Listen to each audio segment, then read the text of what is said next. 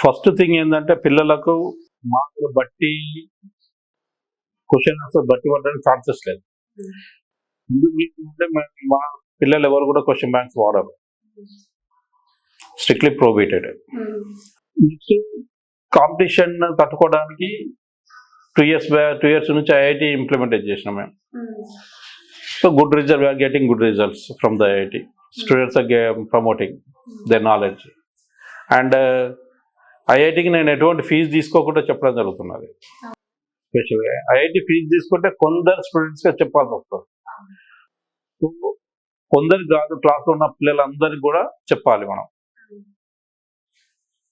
కాబట్టి IIT from 4th class implement చేసినాం.